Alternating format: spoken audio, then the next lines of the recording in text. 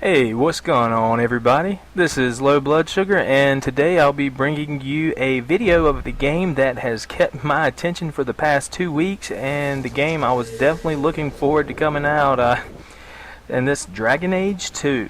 So to start off, I want to take you through a quest with my mage character. And right off the bat, one thing I want you to take note of is the conversation system. And if you've played Mass Effect, you're going to recognize this. I think they made a great decision by bringing this into Dragon Age. Now, if you played Origins, you'll remember your character never spoke. You would, like many RPGs, you would have the entire response highlighted on the screen, and somebody would say something to you, and you would pick that response. Well, you would never hear your character say that. In this game, they've done like they did in Mass Effect. They've given both male and female Hawk a voice.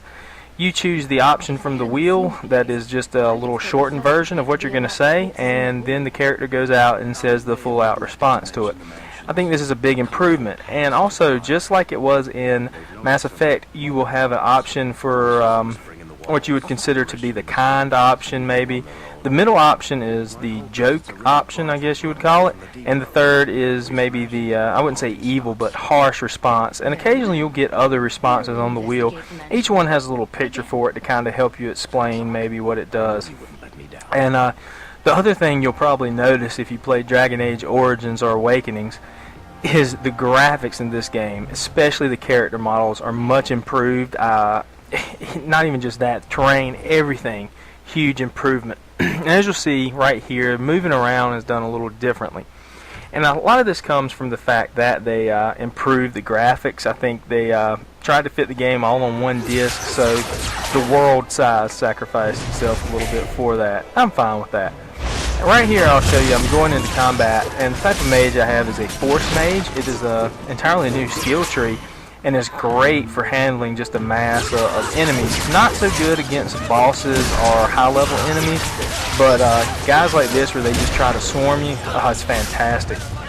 And while you're watching this, the one thing, and this is true not just for the mage, but for everybody, especially the mage though, is that the basic staff attack with the mage and the basic attack with everybody else, much more effective in this game. I remember playing in Origins with a mage, and the attack system worked, of course, differently. In this, you actually hit the A button for every basic attack. So every time you see my character shoot a little bolt of magic, or whatever you want to call it, out of the staff, or in that case, just swing the staff, what you're seeing is me hitting the A button. And of course, there's a limit. I guess you could call it a fire rate cap if you want to put it in Call of Duty terms. And I think that helps keep you a little more involved in the game, because in Origins you would just select a character and you would say, okay, attack, and you would just sit back, and unless you wanted your character to do something else, you'd give another order. I think this is a big improvement. Some people I've heard don't like it as much. Most everybody I've spoken to enjoys it, and I do as well. I really think that's another big bonus they put in the game. And part of the reason is, with any type of character, combat at times in Origins could feel kind of clunky. And that was just, like I said, with the basic attack. As far as the abilities go, they've always been pretty seamless to use, but I think they've improved on everything quite a bit. I will tell you one thing that I do miss from Origins, and that is the ability to fully customize your party's armor. In Origins, you could pick up armor off the ground, or, buy it, kill an enemy, loot it off of them. And you could put what armor you wanted on yourself, and then you could also take your leftover armor and give it to the characters. In this game, what they've done instead is they've given the characters a basic armor set, and you can find improvements for it in the game. And I like the ability to, I guess it's more micromanaging really, but I didn't think it was a big burden in Origins, so I can see why you'd want to take some micromanaging out of these types of games. I think when they did that from Mass Effect to Mass Effect 2, it was a big improvement. This game, I'm not so sure, but it's a small complaint. The other thing about this game that I think Origins has an advantage over, and that's the story. And the reason I say that is this is not a bad story, but this is not one story. Like if you played Origins, the big story was you have to stop the Blight. So So everything your character did throughout the entire game was centered around stopping the Darkspawn, stopping the Blight, killing the Archdemon. This game has 3 acts to it, and each one has a different goal. And this story here is less about what's going on in the outside world, I feel, and more about your main character, Hawk. And one thing that I got the feeling of when I was playing this game, and I was somewhat confirmed at the end, there's nothing concrete, but I think anybody that's beat the game will feel the same way, is that this is probably what I would consider to have the feel of a second game out of a trilogy. The same feeling I got with this game I had with Mass Effect 2. So the way I look at it is, obviously the things that happen in this game are going to lead up to something in what I assume is going to be Dragon Age 3 or whatever they may title it. But other than the couple of things that I noted, I think they really have done a lot to improve this game.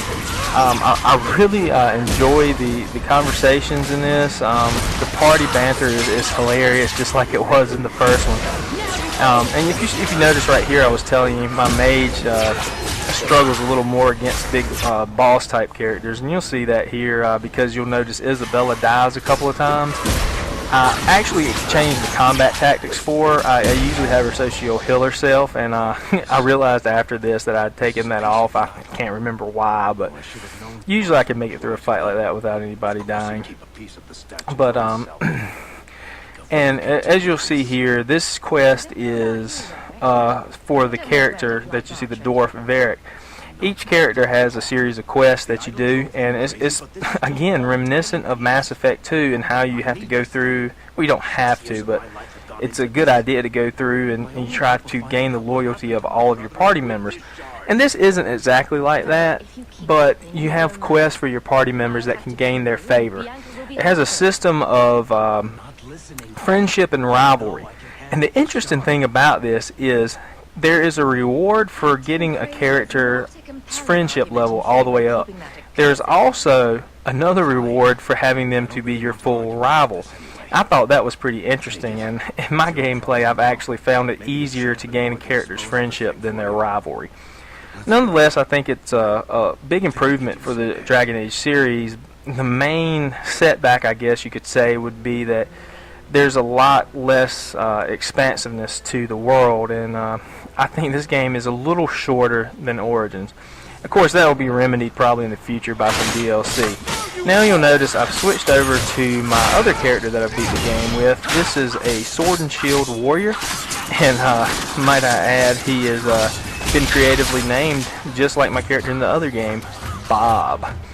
And this is really where you can see the new combat system shine, is with the melee character. In the previous games, playing a Sword and Shield warrior was kind of awkward at times, and this game has definitely made it a lot more fun. And I'll tell you one thing about playing this character that you may be able to notice, you may not. In the other game, you picked one target, hit attack, sat back. Your character would attack only that target. Your abilities could attack multiple targets, but not your basic attack. In this game, they have made it so that if you are a melee character, your attack, specifically a warrior, I'm not sure about a rogue because I've just begun my rogue playthrough, but with a warrior, every swing of your weapon has the potential to hit multiple enemies. With a two-handed weapon, warrior, like say a big battle axe or a claymore sword, you'll actually be able to hit a whole lot more enemies than you will with the sword and shield. Like the other game, the sword and shield give you better defense, and that's why I always like to play it, kind of make myself the tank. And what you'll notice also is that I have a slightly different party makeup. With me being the melee character in this one, I prefer to have the rest of my characters stay back from combat because it's easier to keep them alive that way. And so I've got two mages. I have Anders and Meryl. Anders for healing, Meryl for her attack. I also have Varric. Varric is probably my favorite character in this game aside from Hawk, so I always like to carry him around because he does say a lot of humorous stuff. And in my other party, I had a slightly different makeup. I had a couple of melee characters in there to complement my mage, which, you know, as a mage you have less health, so it kind of kept them off of me. My overall opinions of this game, I think they've made a lot of improvements into the series. The one downside I think is I think they should have put a double CD or double disc in to add more content. And that's about all I have for you today. So I hope you enjoyed this video, and I'll see you out there.